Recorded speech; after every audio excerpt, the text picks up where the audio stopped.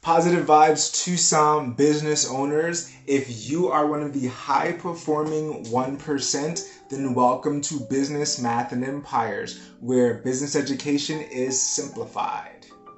I'm your host, Jermaine. I'm the founder of Empyrean Partners, a small business support organization that believes anyone can monetize their passion.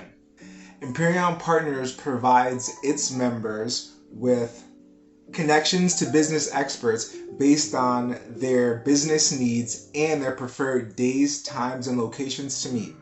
If you're in Tucson and you're interested in monetizing a passion of yours, then send me an email, send me a message, and we can set up a 15-minute chat to see if an Empyrean Partners membership is right for you. On today's episode, we're going to talk about 10 vital aspects of business that you as a solo entrepreneur have to focus on. In this video, I'm going to present each of these aspects as a question you can ask yourself. And before I get into it, be sure to hit the subscribe button, make sure to like the video, comment, share, and also hit the notification bell so that you can get notified of new videos. So, the first question you're going to ask yourself is, what is your business? As the CEO, executive director, the boss, or whatever you want to name yourself, you have a role. It's not about what you call yourself, but it's about the role that you hold and the responsibility of that role.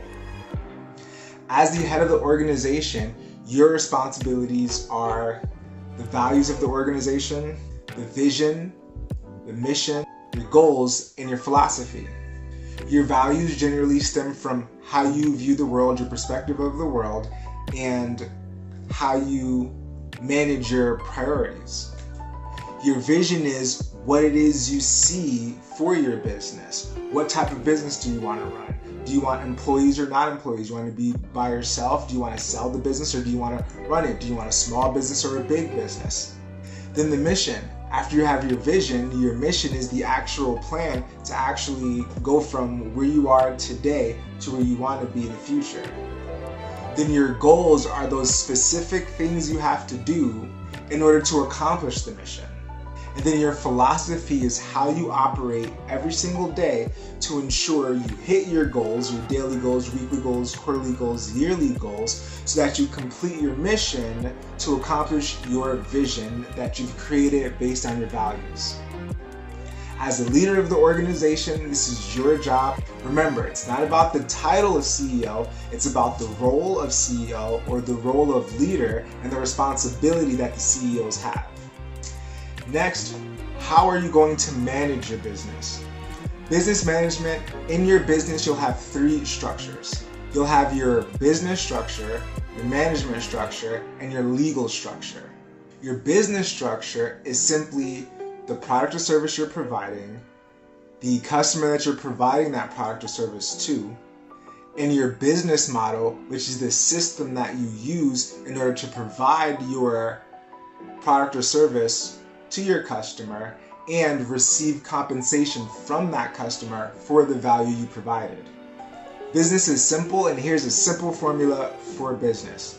Your business is the value you create times the value you provide.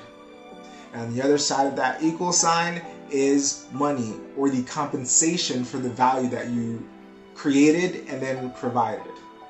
So in your business structure, you're asking yourself, what is the product or service I'm going to provide?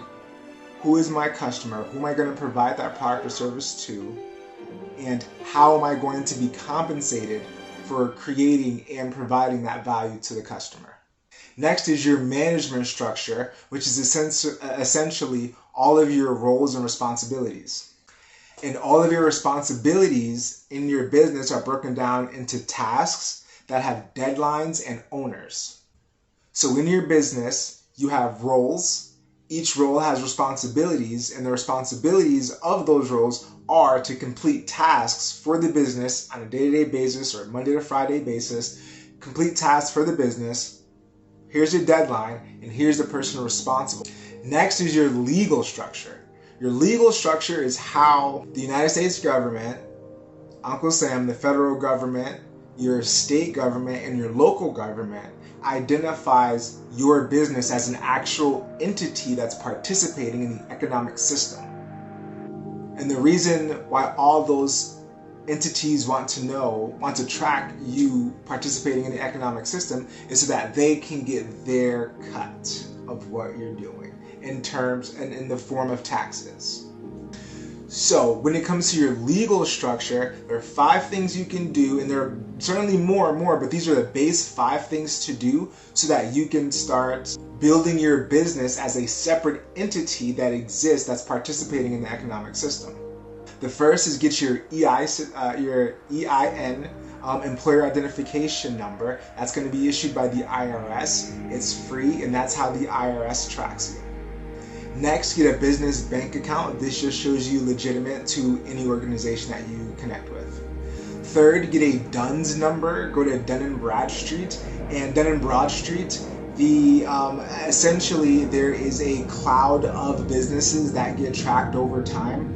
Having a DUNS number allows your business and your business activity to get tracked over time, so that in the future, let's say you want to sell your business 7 years from now or 10 years from now, your DUNS number is going to have tracked your activity, and then a VC, an angel investor, an investor, someone who just wants to buy your business can then look at your progress, look at the people that you've been connected to via this cloud system, use that to determine the viability of your business.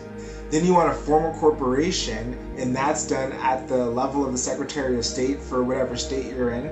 So Delaware is, but whatever state you're in, then you can file it with that state's Secretary of State and file your corporation. And you have to have a name, but you can always change your name. So don't worry about, file the corporation with your name. You can change your name in the future easily. And then if you're in Arizona, number 5 is if you're in Arizona or one of the other 13 states that has a corporation commission. After you form your corporation, you can go to the Arizona Corporation Commission site and register your trade name. And now all of those entities know you exist as a business and that you're participating in the economic system. Next is business development, which is essentially forming business partnerships. For example, if you're a coffee shop, one of those business partnerships would be with coffee roasters. And you'd say, hey, we're gonna work with you as a local coffee roaster, and we're not gonna work with these other brands. That's a way of forming a business partnership that's beneficial to both parties. Next is product development, which is just making your product better over time, getting feedback from your customers, evolving the product, testing the product, getting feedback, evolving and testing. That's that product development cycle that never ends. Of course, you want to release something, but the iPhone 1 wasn't the final iPhone. Next is marketing. So number 5 is, how will I market my business? Marketing has 5 primary goals, and those goals are in order. You cannot get number 5 without doing number 4. Can't get number 4 without doing number 2 or number 1. When it comes to marketing, number 1 is you have to get people's attention. Your goal is to get someone who doesn't know you exist to know you exist, and to get someone who knows you exist to do some sort of behavior, whether that's like this post, comment, and share, whether that is come into my coffee shop and drink whether it's go to my play and watch the play, whether it's I'm an architect, look at all my designs, or look at the buildings that I've built.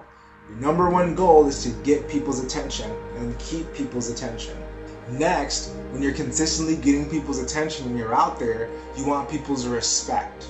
If people respect you, then they will grow to trust you. And if they trust you, then they'll do business with you. Or rather, they're more likely to do business with you if they respect you and trust you. Next, you want to collect data. For my business, I want 1 piece of data, and that's an email. So if you're looking to monetize your passion, send me an email. I now have that data, and we can communicate back and forth on how Imperial Partners can bring the business community to you. Your data could be anything. It could be, you could go online and ask a question, what type of socks do you like to wear? You can have 10,000 people answer that question, and the people who answer the most, you can just sell them whatever socks they already said that they wanted to have. You've got their attention, you've got their respect, that's why they were willing to answer the question. Now you can gather some data for your business. Next is money.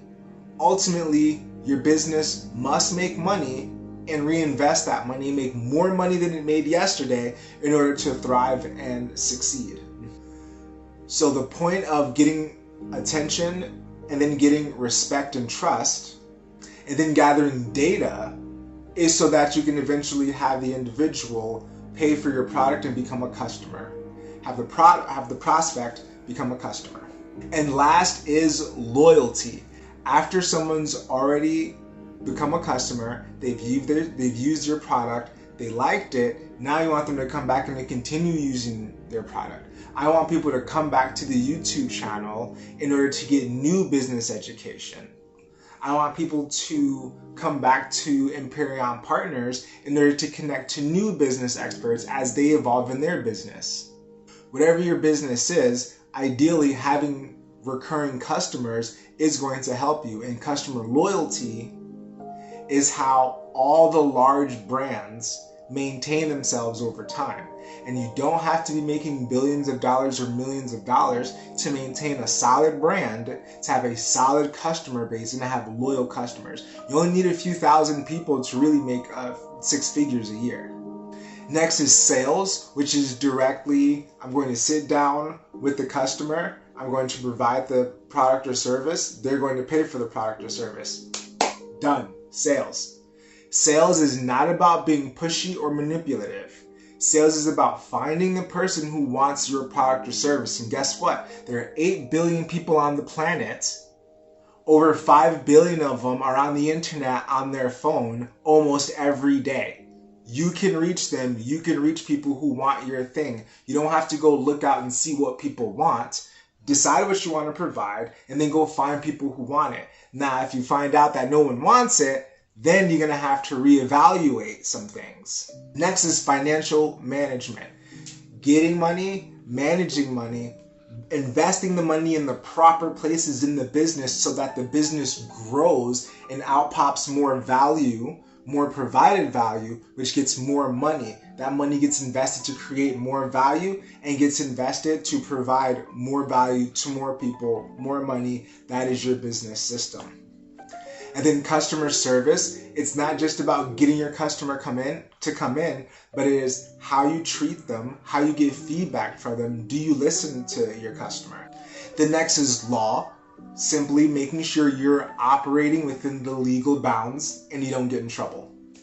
And then lastly, business expansion. How do I expand my business is the question. Ideally, when you start out, you have a more niche aspect of business or aspect of whatever it is that you're doing, and you can always move that niche around. You also may be in a physical location and you want to move from one zip code to another zip code, from one city to another city, you want to move to another state, or you want to start adding new products, new services. Now you want to move into those new spaces. Those are all parts of business expansion. You may not be thinking about big business expansion for a while, but going from 10 customers to 100 customers and 100 customers to 1,000 customers is something that may not happen in the same geographic area or in the same niche or with the same products or services.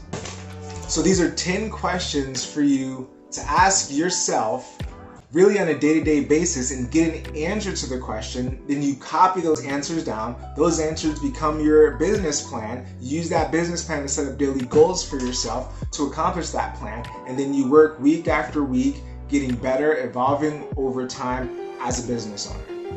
So I hope that was great information for you. I hope you learned a lot, and I hope you take that information, go out and build your business. Like the video if you like the video. Subscribe to the channel, hit the notification bell. You are a part of the high performing 1%. Go out there and act like it.